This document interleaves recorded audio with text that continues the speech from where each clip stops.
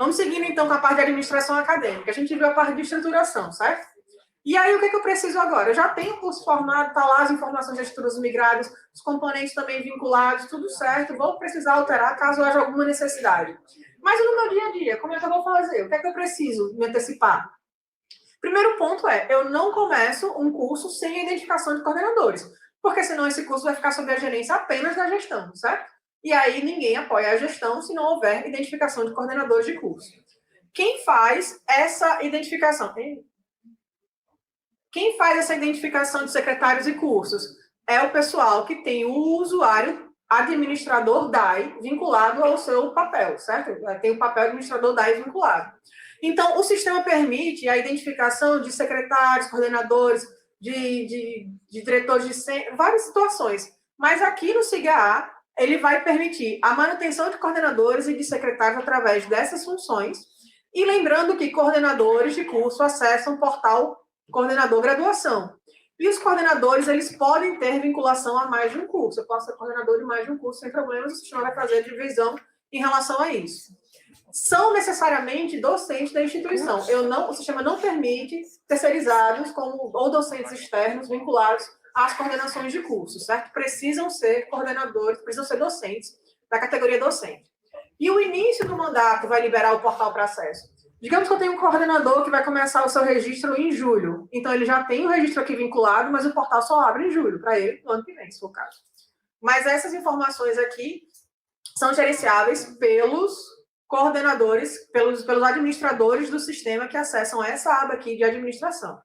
E aqui nessa aba de administração, a gente tem as informações dos coordenadores, dos secretários de departamento e unidades acadêmicas especializadas. Lembrando, podem ser departamentos, se tiverem assim denominados dentro do SIGADMIN, mas todas as unidades de vinculação dos cursos são como unidade acadêmica especializada, porque se entendeu que na UFAL, as unidades acadêmicas especializadas, elas fazem a função de centros e de departamentos ao mesmo tempo. Então, nesse ponto aqui que a gente vai trabalhar essas informações que auxiliam o chefe de departamento. A informação do secretariado de curso está aqui. Da mesma forma, identificar coordenador, identificar secretário, alterar, substituir e listar. E como é que a gente faz isso? Entra no sistema e para cada um, é sempre as eleições que correm, né? Quando vocês têm eleições de novos coordenadores, como é que isso chega para a gerência, né? Nesse caso, há alguma portaria, alguma situação que chega até o RH? Como é que vocês fazem hoje o processo para a identificação de um coordenador de curso? Processo, né? Só que o processo ele chega na DRCA, ele chega na DAI, ele chega em algum lugar? Prograde, né? Então, o quê? Mas a solicitação para o curso e o processo para o programa. Pronto, mas já sai. Então, nesse caso, o que é que precisa ser? Com base no processo que for tramitado, aqui as informações de registro, né? Eu já tenho que definir as minhas coordenações, o coordenador, o curso, o início do mandato e o fim do mandato. Essas informações é que vão habilitar ou não o portal do coordenador de graduação, certo? E esses telefones aqui não passem como telefones do coordenador. Não queiram isso para o coordenador, gente. Ficar com o telefone público ou o e-mail dele público para esse tipo de acesso.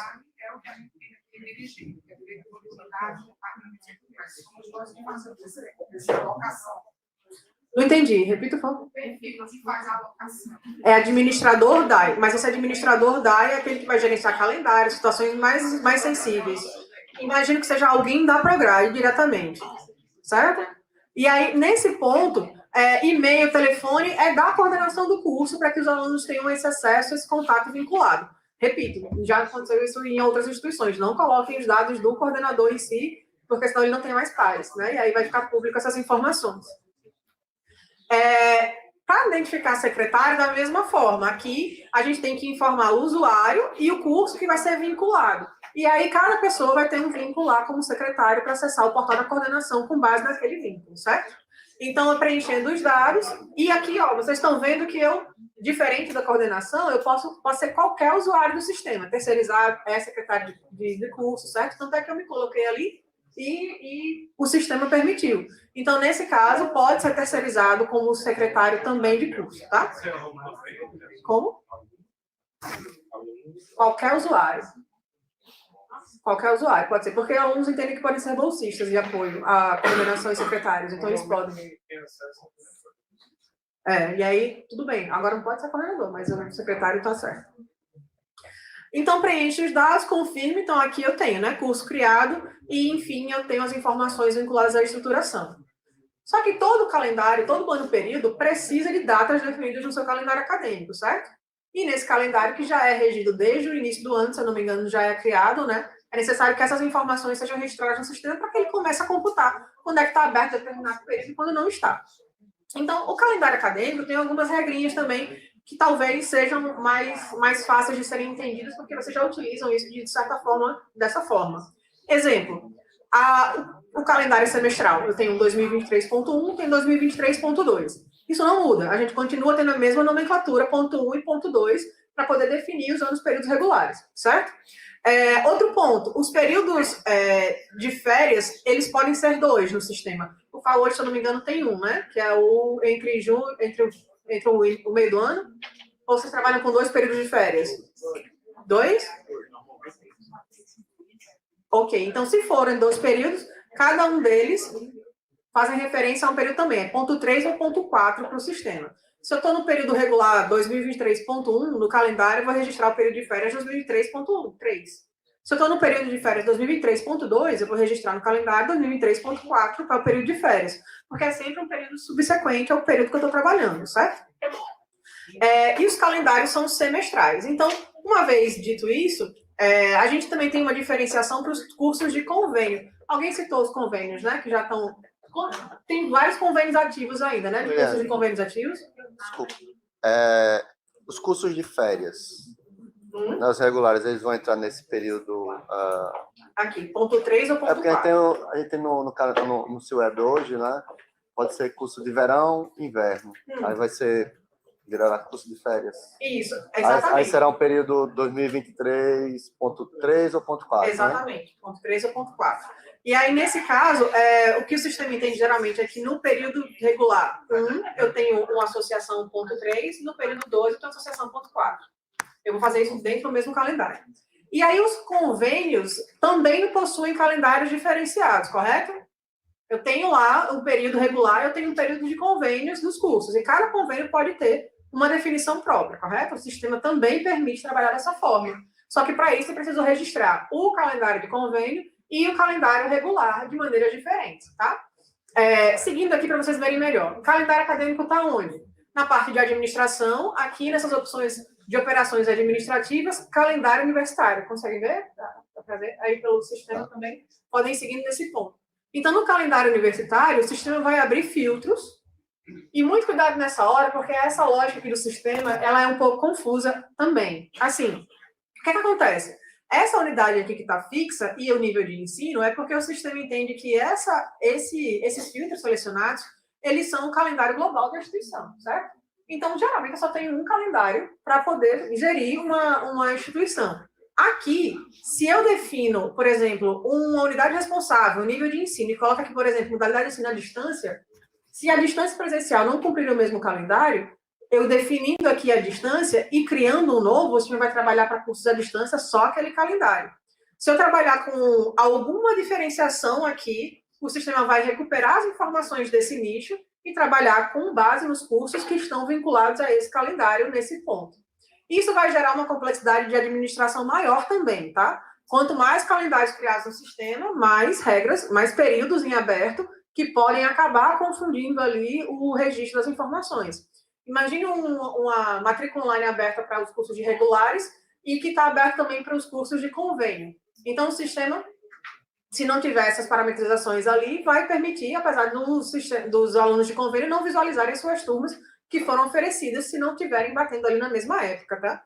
Então, aqui, você definindo apenas as informações que estão aqui presas, né, nos filtros, unidade, nível, e vendo o calendário vigente, você vai visualizar as informações e eles são de um único calendário, que é aquele que vai ser útil para a instituição como um todo. Aqui, vixe, está muito pequeno, vocês vão conseguir acessar, eu queria que vocês acompanhassem comigo aí nessa tela. Entrem no sistema, voltem ali naquela parte onde eu falei que é para entrar no calendário universitário. Só aproveitando. Essa parte do calendário fica na aba administração, né? Isso. Só volta um pouquinho, ó. não sei se era demais, mas no sistema, uma sugestão, né? Bota na próxima tela.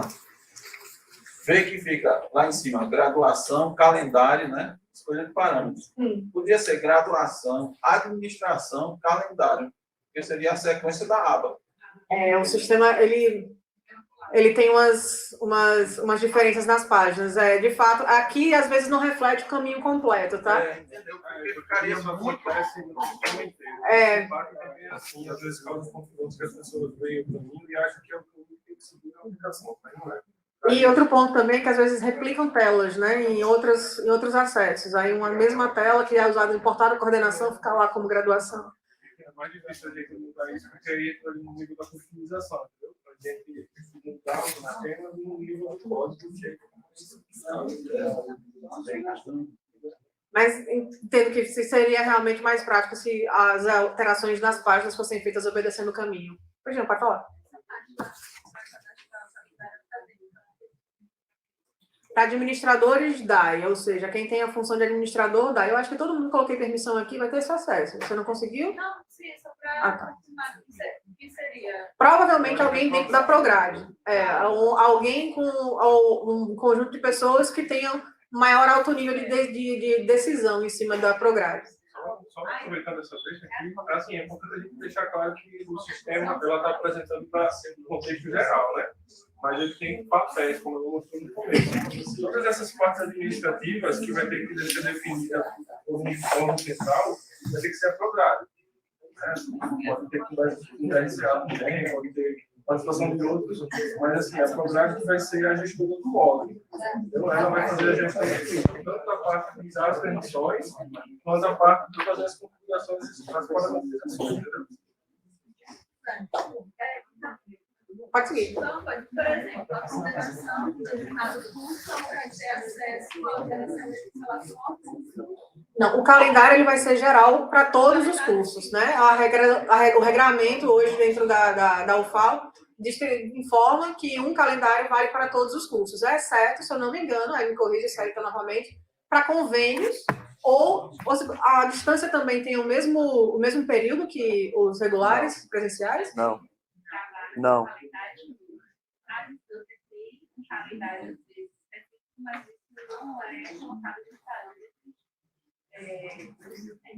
Certo. Então, o entendimento em relação a isso todos os cursos presenciais obedecem ao mesmo calendário. E, nesse caso, todos os cursos presenciais, quem tem acesso a essa parte aqui, por exemplo, vai somente filtrar essas informações. Unidade responsável, nível de ensino. Aí, a partir do momento que houver um calendário específico para a distância, aí é necessário que a pessoa que vai registrar esse cadastro informe a unidade responsável, nível de ensino, modalidade e a distância, para criar um novo calendário vinculado apenas a esses cursos. Da mesma forma aconteceria para os convênios. Então, se eu tenho um convênio, PRIO, por exemplo, que 3 cursos vão ser oferecidos para um determinado calendário e o outro não, eu posso criar um específico para aquele calendário. Só que aí eu repito, quanto mais calendários existentes no sistema, maior a complexidade de gerenciamento desses eventos também, certo? Então aqui, se vocês estiverem prestando atenção, não dá para ver... Deixa eu acessar ali, tá?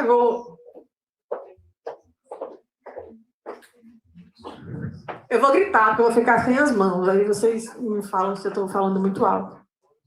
Geralmente falo alto mesmo. Então, vocês estão me ouvindo?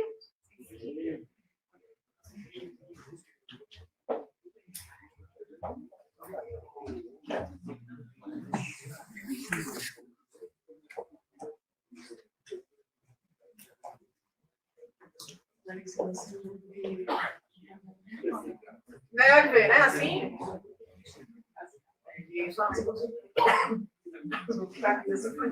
Ô, Eliane, você está sem recreio? Que horas são? 3h30? A gente fecha a parte do calendário. Vocês querem dar uma pausa de 10 minutos?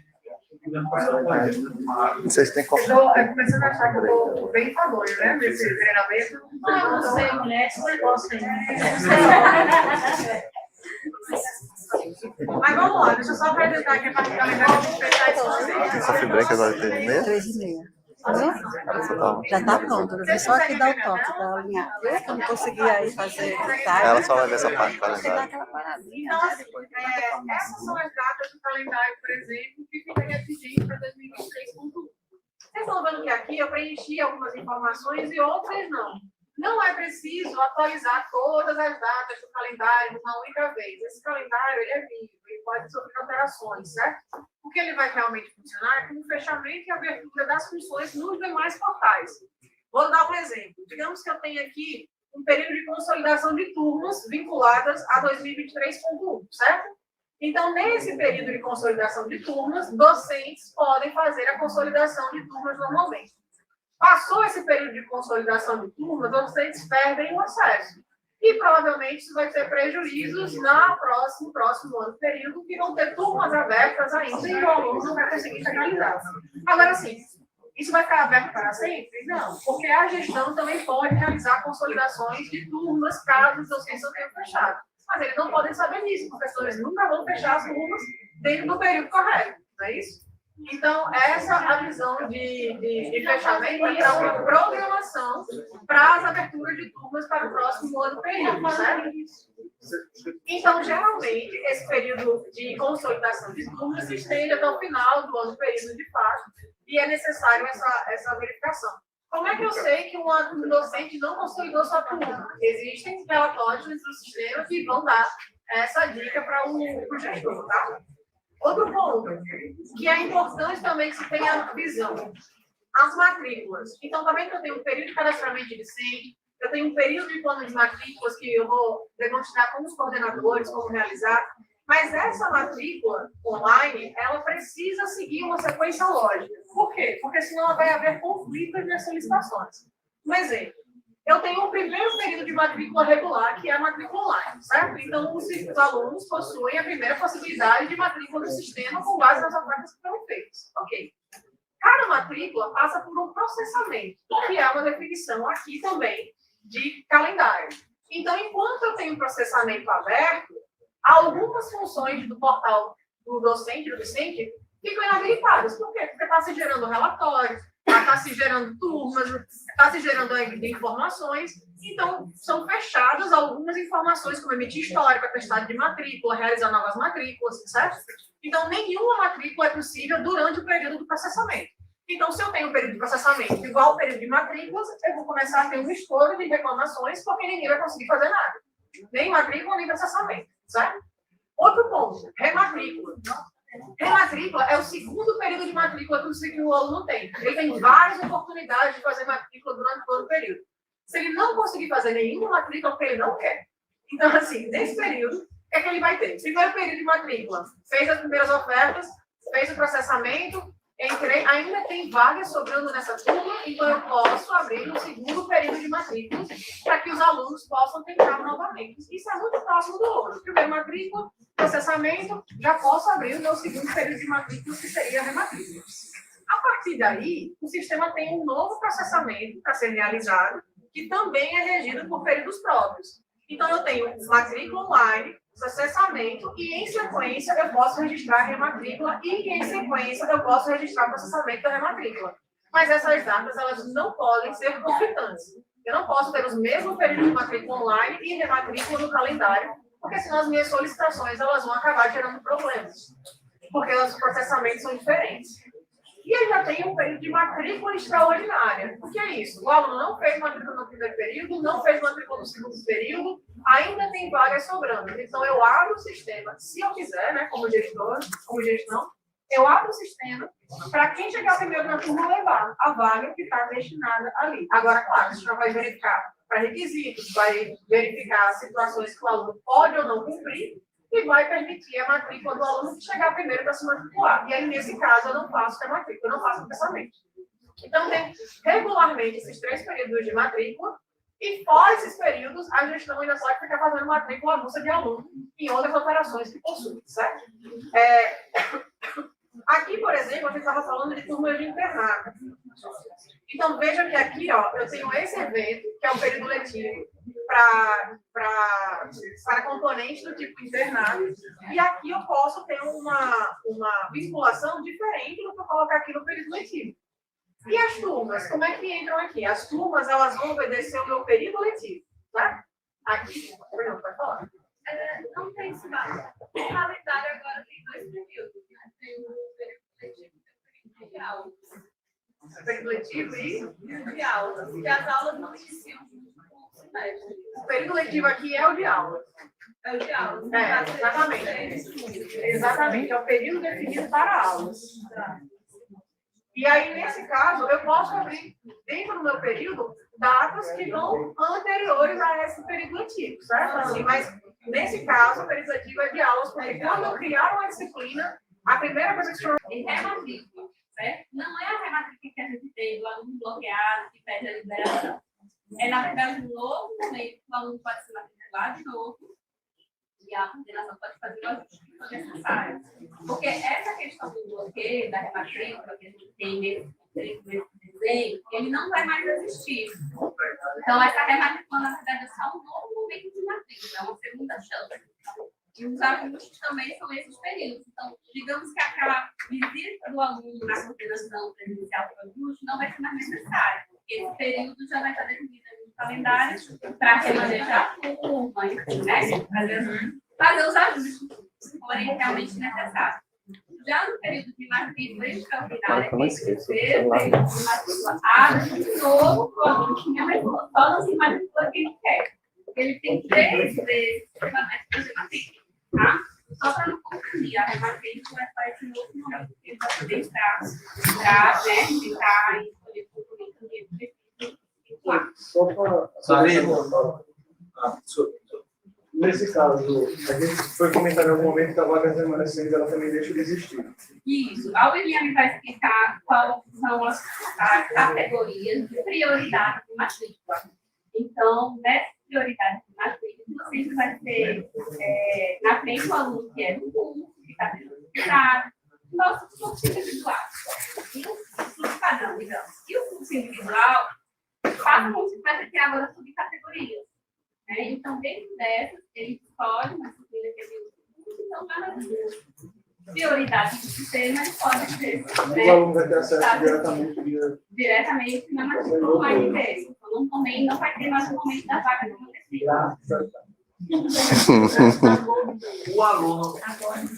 O aluno que, porventura, se matriculou no período normal, na rematrícula, ele pode fazer a modificação?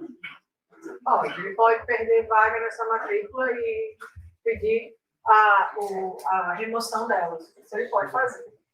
Na verdade, o aluno no sistema ele fica bem aberto. Assim, ele se exige que ele cumpra no prazo, né? Ele tem que se atentar para as matrículas que ele vai efetuando durante ao longo do semestre, ele possa cumprir no prazo, porque senão ele pode ser cancelado. Se ele não tiver matrícula, ele pode ser cancelado. Se ele reprovou em todas as disciplinas, ele pode ser cancelado. Então, assim, tem algumas situações que o sistema já vai trabalhando para que o aluno possa correr em cima dessa matrícula. Mas é ele que vai ditando o que ele quer cumprir ou não dentro do sistema. Né? Isso, a natureza dele continua dessa forma.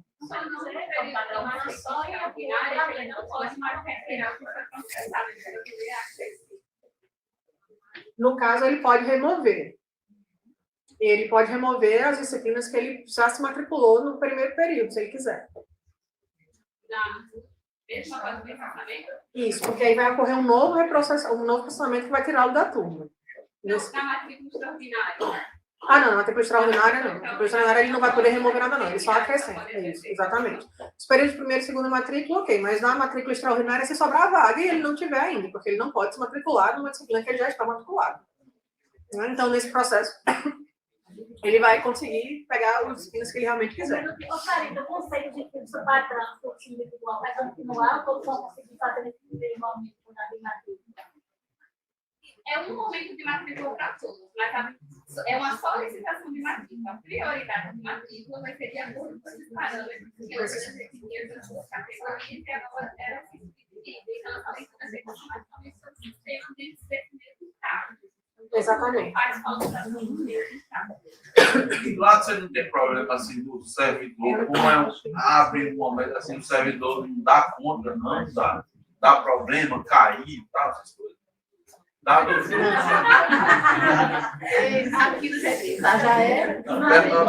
Essa falei regra não é daqui, eu nossa. perguntei lá. Aqui, não tem esse problema. Olha, o ambiente que vocês estão usando, ele tem um recurso mais limitado, certo? De acesso, de processamento, porque é um ambiente de treinamento que é configurado com recursos mais limitados do que produção.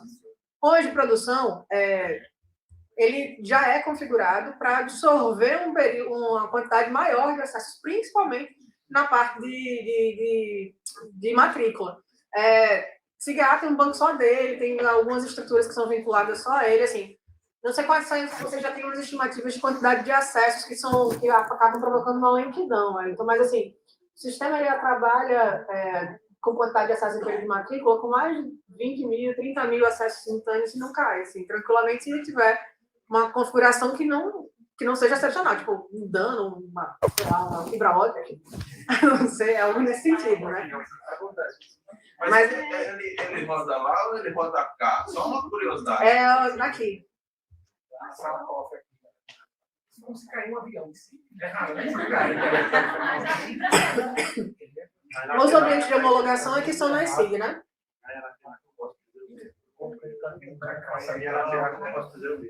Mas assim, sempre nos períodos de matrícula que são mais críticos, a gente também tem ali um contato mais assíduo com o pessoal da TI, para poder ficar monitorando os acessos, as quantidades, para poder saber se está funcionando corretamente, se não tem nenhuma... A gente geralmente faz esse processo mais próximo nesse período mais crítico de matrícula dos alunos, tanto no período de matrícula quanto de rematrícula. E no processamento também. Mas assim, se cair o sistema, alguma coisa assim, pode ser uma atualização, pode ser algo vinculado. Não vou dizer que nunca existiu problema, né? Mas Tu botou a tela inteira. Como quando você tinha aqui nos parâmetros, você já tinha uma limitação de acesso, né? Oh, meu Deus. Porque o aluno não do individual não podia fazer no padrão, porque você já tinha uma limitação, era só isso. Mas agora que eu vi, não tem, né? Mas selecionando aquilo que pode e aguardando o processamento para poder saber se entrou ou não na vaga. Então, considerações do calendário, né? Deixa eu voltar aqui para a apresentação, só para seguir o conteúdo.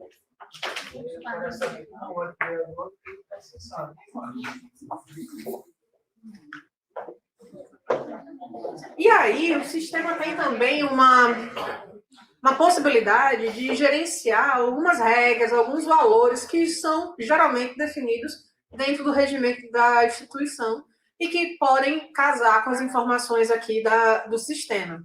Então, o que é entendido como parâmetros da gestora? Na verdade, são as regras acadêmicas conforme o regimento da instituição que possam ser manipuladas via sistema. A gestora acadêmica de um curso, ela é uma unidade gestora acadêmica pela responsável do curso. Então, geralmente, todas as instituições que possuem regras unificadas para todas as informações do curso, a gente costuma dizer que ela possui uma gestora global acadêmica. Quem trabalha com CIPAC já tem essa visão, né, de conceito global, gestora, unidade, gestora. Então, são hierarquias dentro dessas regras.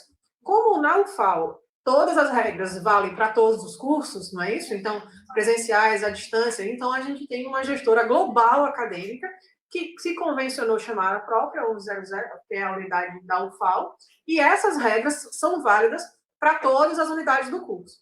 Quando eu teria uma regra diferente? Quando eu tivesse uma gestora acadêmica que fosse diferente em um determinado campus. Vamos pensar assim. Lá no campus Arapiraca, lá a média é 7. Aqui no campus Maceió, a média é 6. Então, eu tenho uma divergência de regras, certo? Com base nesse exemplo que eu passei. Então, nesse sentido, se a instituição realmente regimentar que existem essas diferenças entre os campos em relação a essas regras, eu posso criar parametrizações específicas com base nessas regras dos campos, das informações que são regidas. Hoje, na UFAL, todas as regras que eu vou citar aqui são válidas para todos os cursos. Então, se tiver alguma mudança em relação aos valores que são vinculados a elas, tá? Também é pequenininha, eu vou mostrar aqui no sistema, fica mais fácil.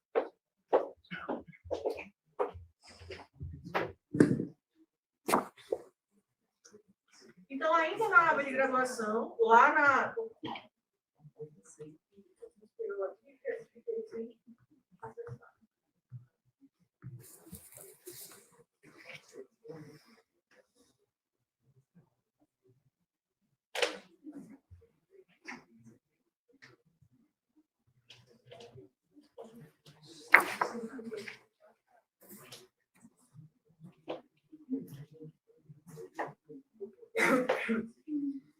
aqui, ainda na área de administração, tá? Eu estou agora trabalhando na parte de parâmetros da gestora. E aqui a gente tem as regras que valem para a universidade e para o nível de ensino graduação, conforme parametrizações que, lembrando, são aqui de dados do ambiente de teste, tá? Mas quais são as regras que podem ser modificadas via sistema? Primeiro, a instituição trabalha com alunos especiais, ou seja, alunos que não entraram no processo seletivo, não vão ficar na instituição, estão passando 1 ou 2 semestres, vão cumprir 1 ou 2 componentes e depois retornar para suas universidades de destino, de origem, desculpa. Então, isso é o entendimento de aluno especial para o sistema.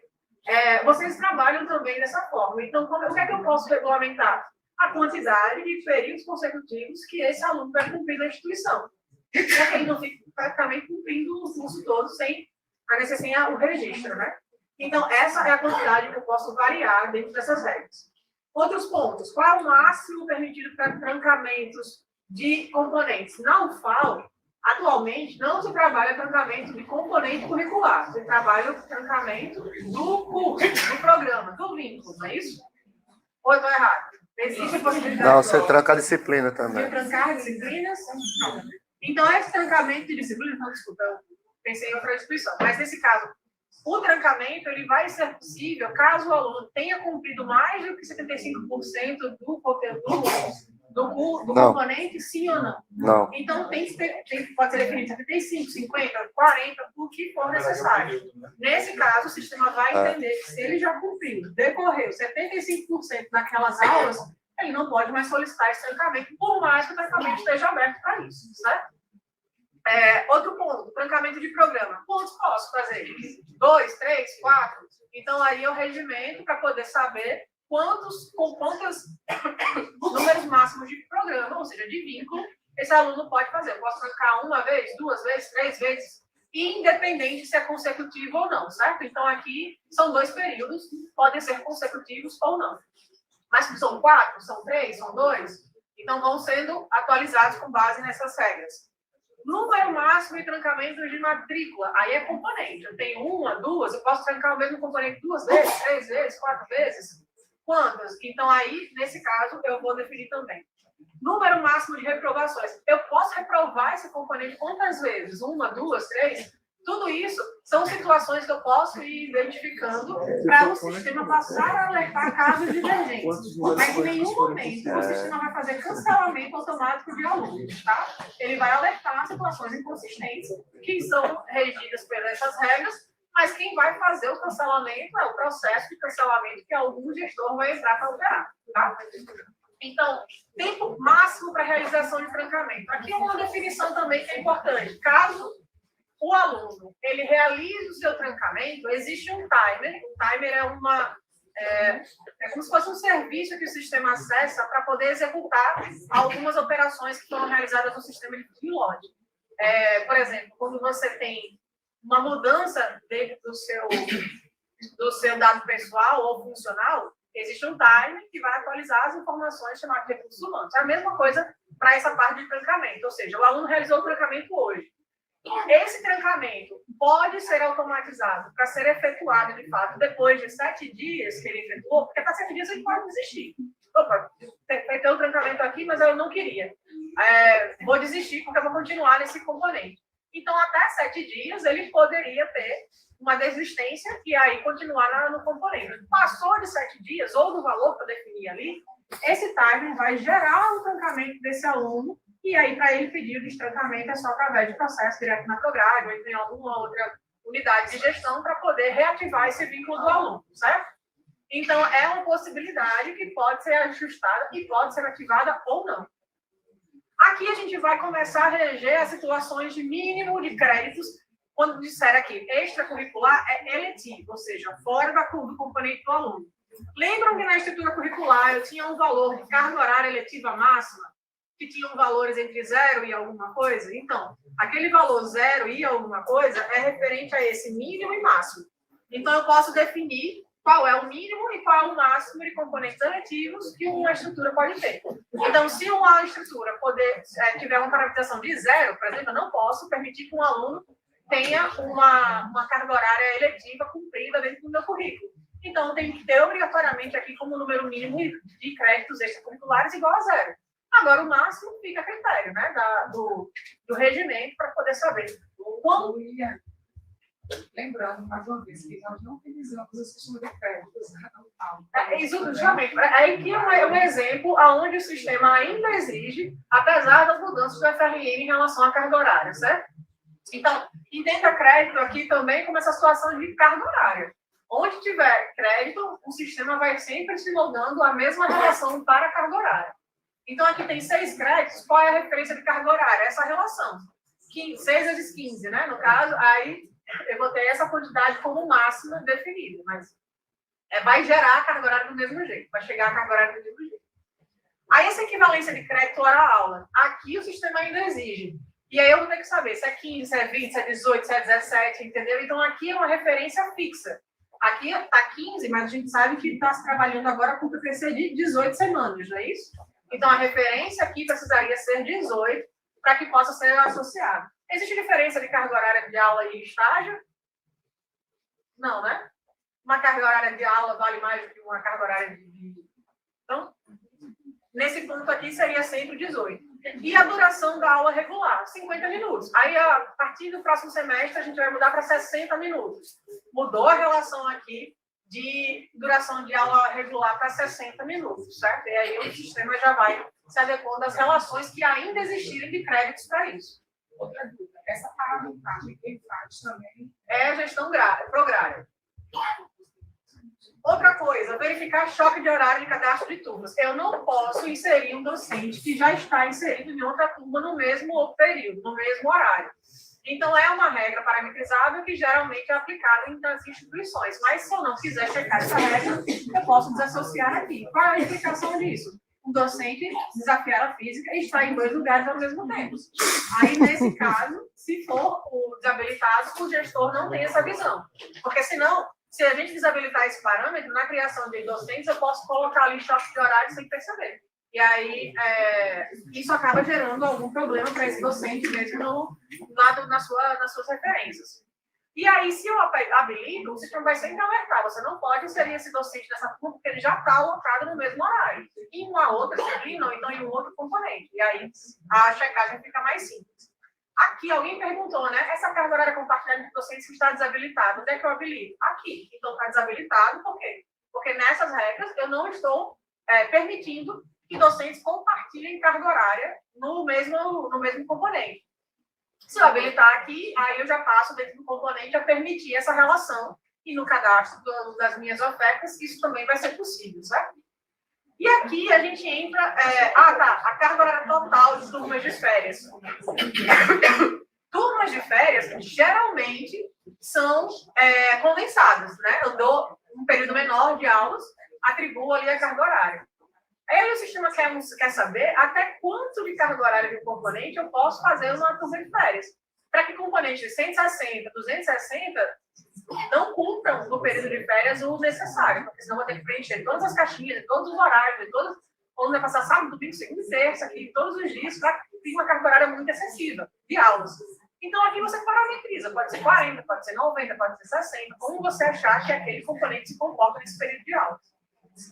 Aqui eu acho que é o mais crítico, para a gente conseguir ter uma visão aqui mais clara.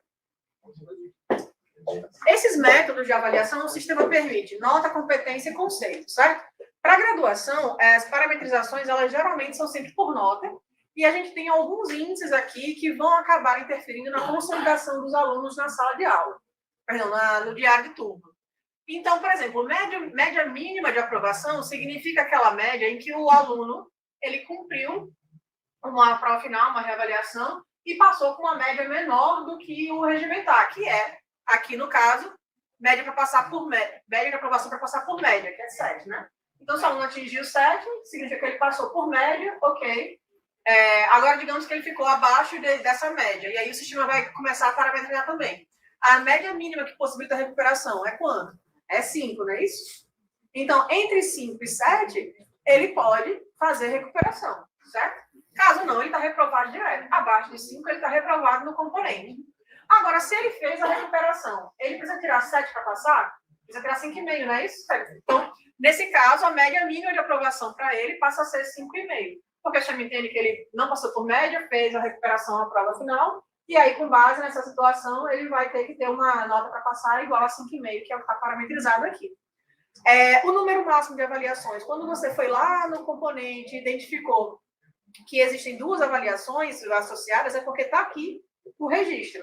Se eu aumentar para 3, significa que a instituição permite até 3 unidades avaliativas por componente. Mas quem vai dizer qual é a quantidade de avaliações é a criação desse componente.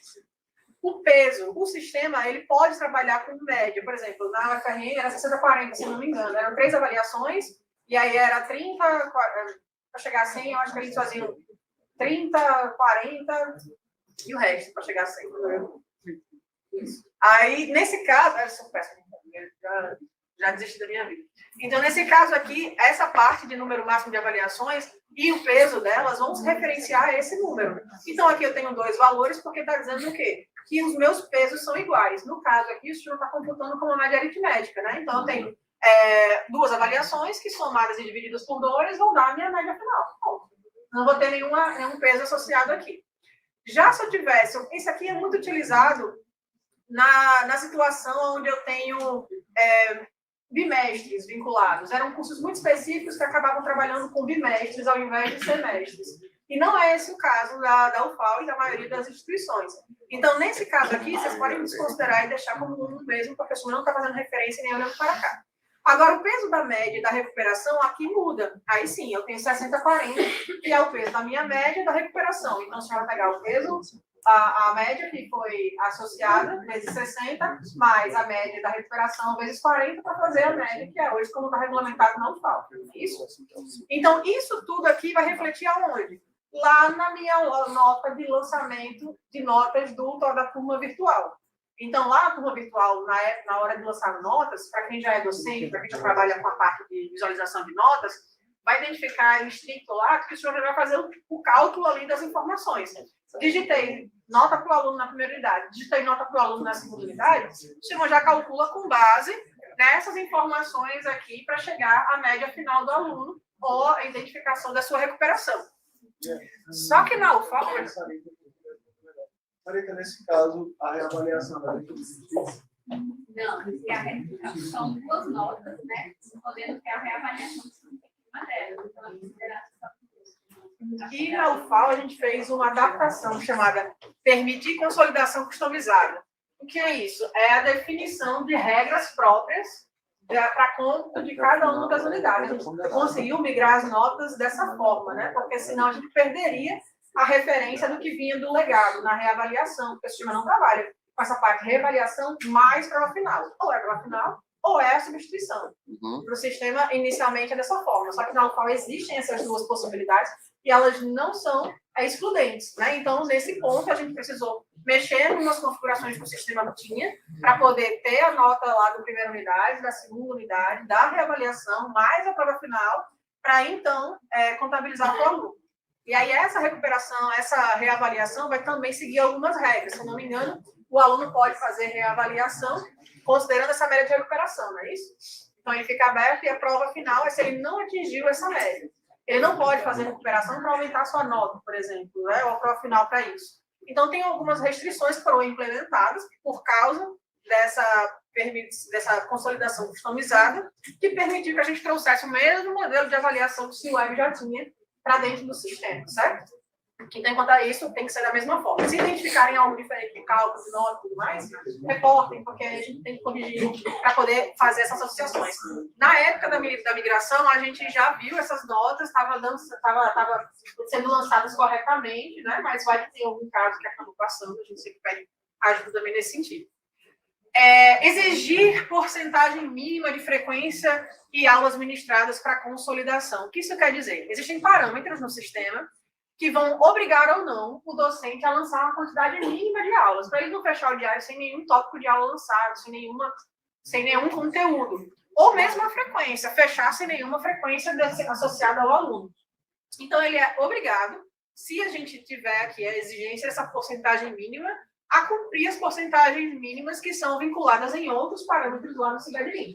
Então, digamos que para fechar um diário, eu parametrize que o docente precisa ter 90% de conteúdo lançado, ou 100%, ou 70%, 80%. Define-se um percentual, e a partir de então, para cada tópico de aula lançado, a gente vai calculando se aqueles percentuais estão sendo compatíveis com a quantidade de aulas que eu tenho. Né? Então, é lá na turma virtual também que vai permitir esse tipo de situação. A frequência é da mesma forma. Aí, descendo... descer, por favor, só descer a página. E aí, nesse caso, os tipos de aproveitamento também podem ser flexibilizados dessa forma. Então, a gente tem 1, 2, 3, 4, 5 tipos de aproveitamento. Hoje, na UFAL, a gente utiliza 4. Cumprido, dispensado, transferido e incorporado. Não é isso, Sarita? Já adotar, a gente indica que vai adotar essa nomenclatura. Hoje tudo é aproveitamento de estudo.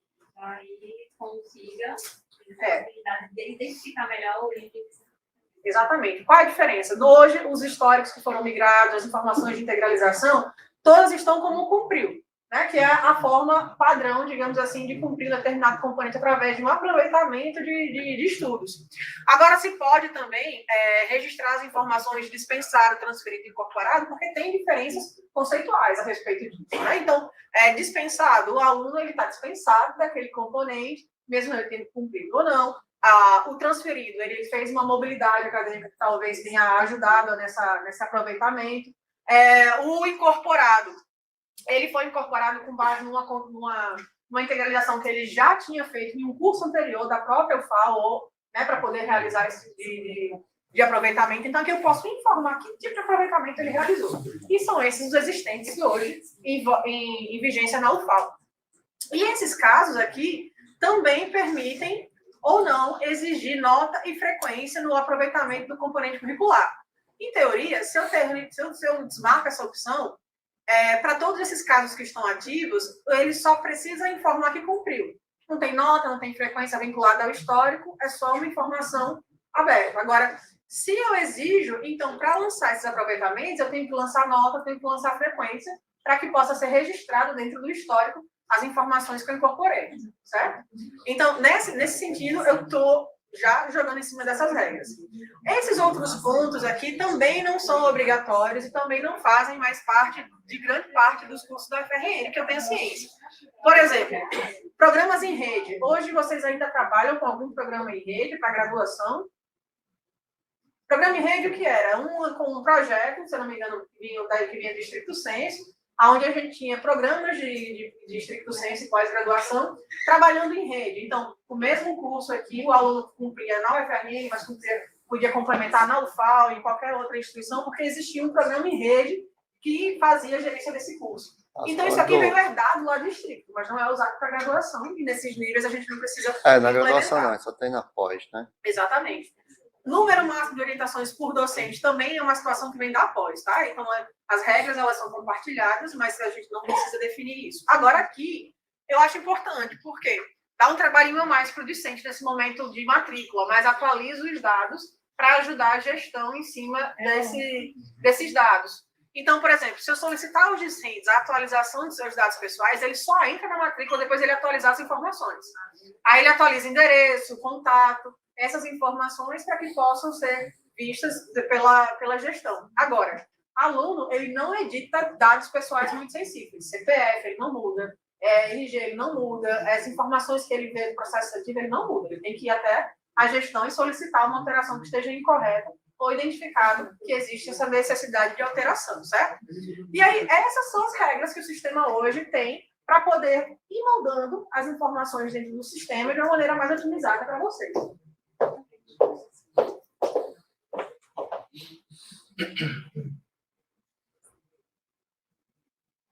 Então, passando a parte de parâmetros,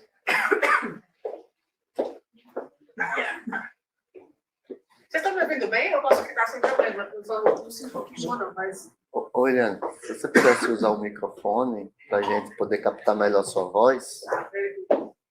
Tem um escandamento. Mas tá com um fio aqui, eu tô com medo de derrubar, eu sou dessa. Ah, tá. Mas eu derrubo as coisas, mas aqui tá... Até para poupar sua voz, né? Mas porque a gente começa, aí já era.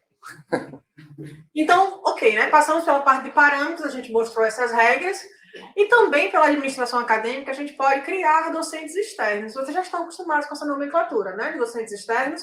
Então, a base é a mesma, certo? Assim, se eu tenho um docente externo cadastrado por vias de operações lá em estricto senso, ele pode ser usado normalmente para graduação, certo? Porque a base alimentada é a mesma. Então, antes de a gente pensar em cadastrar um novo docente, é sempre interessante consultar se aquele docente já não está cadastrado para poder ser utilizado. E docente externo pode ministrar turmas, assim como acontece no estricto senso. Não sei se é comum na UFAL, mas há essa possibilidade. Então, para cadastrar um docente externo que possa estar vinculado a uma turma que vai ser oferecida no ano período, eu preciso primeiro checar. E lembrando que docentes externos são aquelas pessoas sem vínculo institucional, mesmo os aposentados, certo? Os aposentados para serem para lecionarem como convidado, como voluntário. Então, eles, é colaborador voluntário, né? Então, eles também ficam associados a isso, mas considera-se sem vínculo institucional para lecionar e é necessária a vinculação como docente externo. O cadastro de usuários externos é realizado pelo módulo de graduação. Então, também a TI não precisa criar usuários para esses docentes. Pela própria gestão, hoje eu acho que vocês já fazem isso, né? Infelizmente, precisa que esse usuário seja cadastrado no perfil do LDAP. Depois que a gente criar o usuário dele no LDAP, a gente pode solicita para tipo, estricto criar. Então, para ele ter o login. É porque é criado um CIAP para ele, não é, Wellington? Não? O CIAP não, é porque tem uma parceria da UFAL com a Rede Café e ela exige que todos os usuários que usem a rede precisam estar cadastrados. A gente faz o cadastro no perfil lá no LDAP. Tranquilo. Então, se aciona ainda continua dessa mesma forma, né? Então, só o cadastro é possível através disso, mas tem que ter essa referência dentro da infraestrutura. E aí, por onde eu cadastro esse docente externo? Também na aba de administração, aqui onde eu vou ter as informações vinculadas ao cadastro de nova pessoa, né? Docentes externos. Aqui eu posso consultar e cadastrar os usuários, mas, basicamente, o cadastro ele vai refletir o cadastro de uma pessoa, assim como acontece com os alunos, caso você já tenham visto algum cadastro de discentes acontecendo em outros níveis de ensino. A base é a mesma. Então, é necessário incluir o CPF da pessoa, até para que o sistema entenda se os dados já estão na base. Deixa eu perguntar, o CPF Não, é gerado de maneira aleatória. A IGPD tá ok aí. Tá, é porque eu estava preocupado na hora de... Não, aí tá tranquilo. Gerir aleatoriamente. E aí, aqui é necessário incluir o CPF da pessoa e registrar as informações da primeira tela que envolvem dados pessoais. Quais são os dados pessoais que o sistema exige? Nome, pode ser até o nome social já, o sistema já está adaptado a isso, se for é necessário alterar nome oficial ou nome social. O e-mail, nome, também as informações de necessidades especiais, caso tenha, e aí o sistema vai dar uma lista de opções dos tipos de necessidades especiais, também levantamentos, naturalidade, documentações como RG, certificado militar, no caso do sexo masculino, informações para contato, dados bancários. Então, todas essas informações são de preenchimento de dados pessoais dentro do sistema. Outro ponto também, seguindo essas atualizações, alguma dúvida em relação até censo, alguma informação que vocês julguem importante que apareça no sistema e que vocês já usam ou não usam dentro do SeaWeb? Sentem falta de algum tipo de dado? Não, né? Porque no SeaWeb não tinha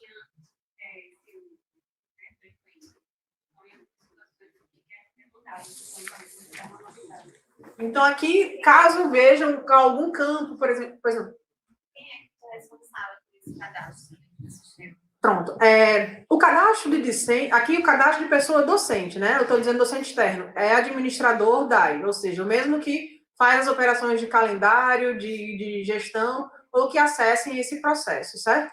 Só é possível para esse tipo de perfil. Agora, quando chegar na parte de cadastrar discente, aí a gente abre um leque por causa da integração com o módulo de processo seletivo. Aí, aqui no caso de docentes externos, os dados de pessoa seguem, eu posso incluir também dados adicionais, mas é esse vínculo aqui que eu preciso associar.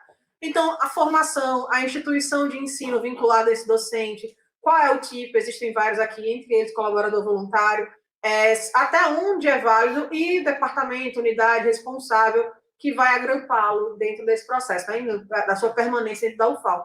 Algumas instituições usam núcleos, né, de pesquisa, de apoio, que acabam absorvendo esses docentes, e outros vão para os próprios departamentos. Seria possível colocar fora? No docente, o docente externo, ele acessa o portal do docente também, da mesma forma que os docentes. E lá eu tenho a possibilidade de editar foto, perfil profissional, link do currículo Lattes, eu faço o meu gerenciamento lá. Alunos também. Também. Agora, no cadastro da pessoa, não. Só nessa edição pela própria pessoa no seu portal.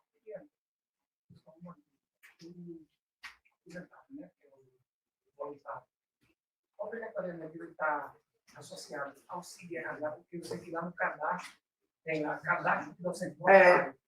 E a gente se depara muito com essa situação. Já aparece lá no Exato. Mas ele não solicita. Esses grupos, mesmo bem definidos, quando ele esquece de solicitar para o cadastrado, impacta se ele não tiver cadastrado lá, liberado para ele. A regra diz que o cadastro colaborador voluntário precisa ter essa associação no CID-RH.